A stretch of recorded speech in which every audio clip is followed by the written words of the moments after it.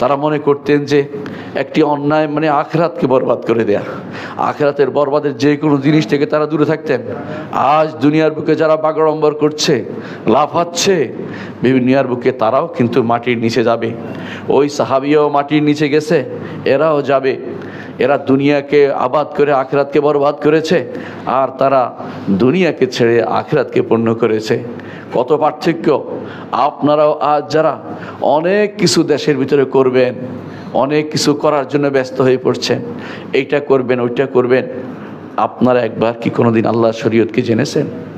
আল্লাহর শরীয়ত না জেনে আপনি কি বাস্তবায়ন করতে যাবেন?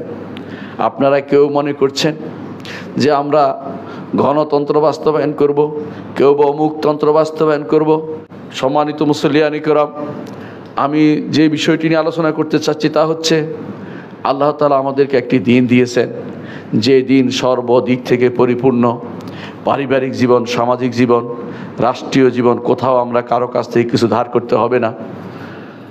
ওমর রাদিয়াল্লাহু আনহু যে গ্রন্থটি পাঠ করতেছিলেন, আপনারা জানেন, সেই গ্রন্থটি আল্লাহর নাজিল করা কিতাব ছিল। তারপরেও মুহাম্মদুর রাসূলুল্লাহ সাল্লাল্লাহু আলাইহি ওয়াসাল্লাম এই গ্রন্থের দিকে তাকিয়ে সেখান থেকে পড়া, সেখান থেকে কিছু শেখা অনুমতি আমাদেরকে দেননি। এর অর্থ হচ্ছে, ইসলাম আসার পরে, কোরআনে কারীম নাজিল হওয়ার পরে, মুহাম্মদুর রাসূলুল্লাহ সাল্লাল্লাহু আলাইহি ওয়াসাল্লাম আগমনের পরে অন্য কোনো তথ্য, এমনকি যদি শোনো সেটা আল্লাহর দেয়া কোনো বিকৃত কোনো কিতাবও হয়, অথবা আল্লাহর দেয়া পূর্ববর্তী কোনো কিতাবও হয়, তাও আমাদের জন্য রহিত। সেখান থেকেও কোনো কিছু সংগ্রহ করার অনুমতি আমাদের নেই। যদি তাই হয়, আল্লাহর দেয়া কিতাব থেকে, যে কিতাব আগে ছিল আল্লাহরই বাণী, কোনো সন্দেহ নেই, সেখান থেকেও আমরা কিছু নিতে আমরা অনুমতিপ্রাপ্ত নই। এবং মুহাম্মদুর রাসূলুল্লাহ সাল্লাল্লাহু আলাইহি ওয়াসাল্লাম ওমরকে ধমক দিয়ে বলেছিলেন, মুতাহাওয়িকুন ইবনুল খাত্তাব, ইবনুল খাত্তাব, পেরেশান হয়ে যাচ্ছ? ওয়াল্লাহি, আল্লাহ শপথ করে বলছি, আল্লাহ তাআলা এই দ্বীনকে পূর্ণ করে দিবেন। আল্লাহ তাআলা এই দ্বীনকে পূর্ণ করে দিয়েছেন, এবং এই দ্বীনের উপরে 1300 বছর 1400 বছর পর্যন্ত মুসলিমরা তাদের সমস্ত জীবনের প্রতিটি ক্ষেত্রে ইসলামকে প্রতিষ্ঠা করতে পেরেছে, বাইরের কোনো হস্তক্ষেপ ছাড়া, বাইরের কোনো নীতি সেখানে আমদানি করা ছাড়াই তারা চলতে পেরেছে। তাহলে এখন কেন বাইরের কিছু আনতে হবে? এটা মূলত আমাদের ঈমানি দুর্বলতা। যদি ঈমান যদি শক্ত হতো, আমরা যে বুঝতে পারতাম যে এটাই আমাদের ঈমানি দুর্বলতা, অবশ্যই আমরা আল্লাহর দ্বীনের দিকে ফিরে আসতাম। আমরা অনেক কিছু করতে চাই, কিন্তু ঈমানটা শক্ত করতে চাই না। ঈমান আকীদার কথা বললে অনেকের গায়ে জ্বলা আরম্ভ হয়, কিন্তু তারা তো বুঝে না যে ঈমান আকীদা শক্ত হলে মানুষ দৈনন্দিন জীবনে কত বেশি ঈমানদার হবে। তাদের জীবনে অনেক আইন করা লাগবে না। ঈমান আকীদা শুদ্ধ হলে সালাতের জন্য আইন করা লাগবে না, পিতামাতার ভরণ পোষণের জন্য আইন করা লাগবে না, মানুষের জীবনে হানাহানি মারামারি করার জন্য, মারামারি নিরোধ করার জন্য আইন করা লাগবে না। কারণ একটি ঈমান মানুষকে সমস্ত কাজ থেকে বাধা দিবে।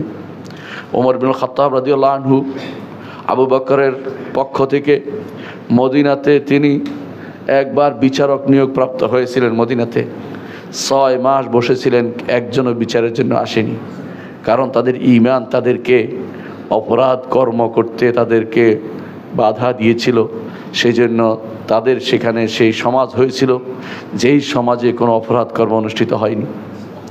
ঈমান যদি আপনার থাকে, ঈমান যদি শক্তিশালী হয়, রাতের অন্ধকারে আপনি মনে করবেন আমার রব আমাকে দেখছেন, দিনের বেলাও মনে করবেন আমার রব আমাকে দেখছেন, মানুষের ভিতরে লোক সমাগমে মনে করবেন আমার রব আমাকে দেখছেন, একাকী হলেও মনে করবেন আমার রব আমাকে দেখছেন। মানুষের সম্পদে হাত বাড়াবেন না, জীবনের অন্য জায়গাতেও আপনি অন্যায় করবেন না। হারাম যদি এসে যায় পাগল হয়ে যাবেন কিভাবে বাঁচার জন্য, তওবা ইস্তেগফারের জন্য পাগল হয়ে যাবেন। ওই নারীর মতো হবেন যেই নারী বারবার মুহাম্মদুর রাসূলুল্লাহ সাল্লাল্লাহু আলাইহি ওয়াসাল্লামের কাছে এসে বলেছেন, ইয়া রাসূলুল্লাহ তাহহিরনি, আল্লাহ রাসূল আমাকে পবিত্র করুন। রাসূলুল্লাহ সাল্লাল্লাহু আলাইহি ওয়াসাল্লাম বললেন, তোমার পেটের সন্তান যতক্ষণ বের না হচ্ছে তোমাকে পবিত্র করতে পারছি না, তুমি মারা গেলেও তোমার সন্তানকে আমি মারতে পারি না। চলে যাওয়ার পরে আবার আসছে সেই নারী, সন্তানকে কোলে নিয়ে এসে বললেন, সন্তান বের হয়েছে, আমাকে পবিত্র করুন। এতদিনেও তার তওবার চিন্তা রয়ে গেছে একটি গুনার কারণে, এতদিনেও সে গুনার কারণে তওবা করে যাচ্ছে। আবার এসে বলেন, ইয়া রাসূলুল্লাহ, আমাকে পবিত্র করুন, আমাকে পবিত্র করুন। রাসূলুল্লাহ সাল্লাল্লাহু আলাইহি ওয়াসাল্লাম বললেন, এই বাচ্চা যতক্ষণ দুধ ছাড়া না হচ্ছে তোমাকে পবিত্র করা যাচ্ছে না। নিয়ে চলে গেল, আবার আসলো। বাচ্চা যখন হাতের মধ্যে একটি রুটি দিয়ে দেখানো হলো বাচ্চা এখন রুটি খেতে পারে, আমাকে পবিত্র করুন। মুহাম্মদুর রাসূলুল্লাহ সাল্লাল্লাহু আলাইহি ওয়াসাল্লাম তখন তাকে বিভিন্নভাবে পরীক্ষা করে সেই শর্ত পূরণ হওয়ার পরে তাকে পবিত্র করার ঘোষণা দিলেন। এবং এইটাই ছিল এমন, এই কারণ হয়েছিল তার ঈমান ছিল শক্তিশালী। তারা মনে করতেন যে একটি অন্যায় মানে আখিরাতকে বরবাদ করে দেয়া, আখিরাতের বরবাদের যে কোনো জিনিস থেকে তারা দূরে থাকতেন। আজ দুনিয়ার বুকে যারা বাগাড়ম্বর করছে, লাফাচ্ছে দুনিয়ার বুকে, তারাও কিন্তু মাটির নিচে যাবে। ওই সাহাবীও মাটির নিচে গেছে, এরাও যাবে। এরা দুনিয়াকে আবাদ করে আখিরাতকে বরবাদ করেছে, আর তারা দুনিয়াকে ছেড়ে আখিরাতকে পূর্ণ করেছে। কত পার্থক্য! আপনারাও আজ যারা অনেক কিছু দেশের ভিতরে করবেন, অনেক কিছু করার জন্য ব্যস্ত হয়ে পড়ছেন, এইটা করবেন ওইটা করবেন, আপনারা একবার কি কোনোদিন আল্লাহর শরীয়তকে জেনেছেন? আল্লাহর শরীয়ত না জেনে আপনি কি বাস্তবায়ন করতে যাবেন? আপনারা কেউ মনে করছেন যে আমরা গণতন্ত্র বাস্তবায়ন করব, কেউ বা অমুকতন্ত্র বাস্তবায়ন করব। গণতন্ত্রের বিরুদ্ধে কথা বলা এখন দোষের হয়ে গেছে। কেউ তো মনে করে গণতন্ত্রের বিরুদ্ধে কথা বলে, ও তো কত বড় সাহস, মানে এটা যেন একটা অপরাধ হয়ে গেছে। কত বড় দুর্ভাগ্য এই জাতির যে তারা ভালো কাজকে অপরাধ বিবেচনা করছে। বাইরের এ সমস্ত জিনিস হচ্ছে জাহিলিয়াত, এগুলি হচ্ছে মূর্খতা, এগুলি হচ্ছে ঈমান বিরোধিতা, এগুলি হচ্ছে শরিয়া বিরোধিতা, এগুলি হচ্ছে আমাদের আখিরাত বরবাদ করার কারণ। এগুলিকে আমরা আঁকড়ে ধরেছি এবং এগুলিকে বাদ দেওয়ার ক্ষেত্রে যত কথাই বলা হয় সেগুলিকে কোনোভাবেই অনেকের অন্তরে স্থান পায় না।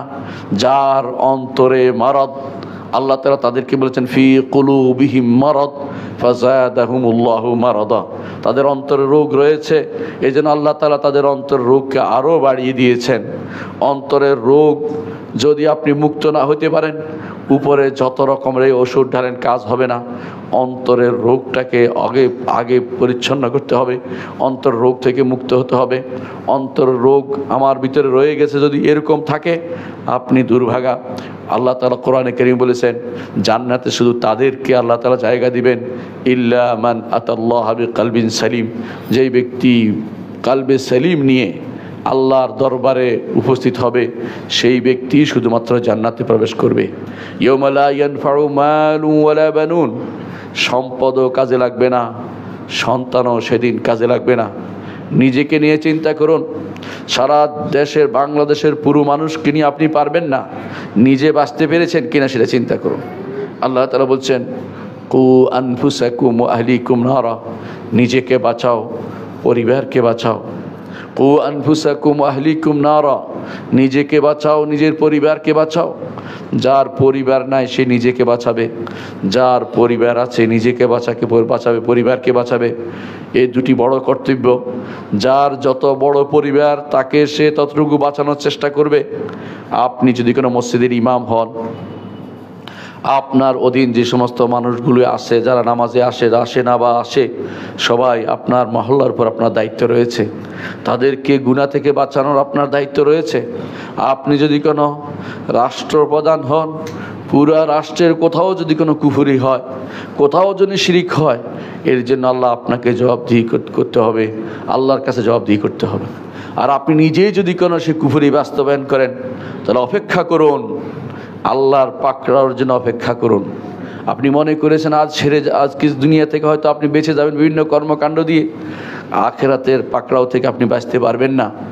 যাদেরকে আপনি পথভ্রষ্ট করেছেন বেগাইরে ইলমিন, আল্লাহ কোরআনে কারীম বলেছেন ওয়ালা ইয়াহমিলুনা আওজারান ওয়া আওজারাম মা আওজারিহিম, তারা কিছু বোঝা বহন করবে এবং আরও কিছু বোঝা বহন করবে। নিজেদের বোঝা সহ সারা বাংলাদেশের মানুষের বোঝা বহন করতে কে রাজি আছেন? কে রাজি আছেন গুনার বোঝা নিয়ে আরেকজনের বোঝা নিজে বহন করবেন? কেন আরেকজনের বোঝা আমি বহন করতে যাব? যে গুনার কাজটি যদি ভালো কাজ করেন সওয়াব পাবেন, কিন্তু গুনার কাজ যদি আপনি রচনা করেন, অন্যায় কোনো কিছু আপনি অনুমোদন দেন, আপনি অপেক্ষা করুন। দুনিয়ার বুকে হয়তো আমরা বললে আপনি শুনবেন না, আখিরাতের দরজায় প্রতিটি জায়গায় আপনাকে সেটার জন্য জবাবদিহি করতে হবে। কবর আযাব রয়েছে, হাসরের মাঠের শাস্তি রয়েছে, এরপরে জাহান্নাম আপনার জন্য অপেক্ষা করছে। যদি না তওবা করে এখনো ফিরে আসুন, আল্লাহ তাআলা তওবার দরজা উন্মুক্ত রেখেছেন, তওবার দরজা উন্মুক্ত রেখেছেন। একজন মানুষের মৃত্যুর আগ মুহূর্ত পর্যন্ত সে তওবা করতে পারে, মৃত্যুর বড় নিঃশ্বাস এসে গেলে আর তওবা কবুল হয় না। তেমনি ভাই পশ্চিম দিগন্তে সূর্য উঠলো আর তওবা কবুল হয় না। এর আগ পর্যন্ত তওবা আমাদের জন্য আল্লাহর পক্ষ থেকে বড় নেয়ামত। কারণ বনি আদম ভুল করে, উত্তম ভুলকারী হচ্ছে ওই ব্যক্তি যে ব্যক্তি আবার আল্লাহর কাছে ফিরে আসে।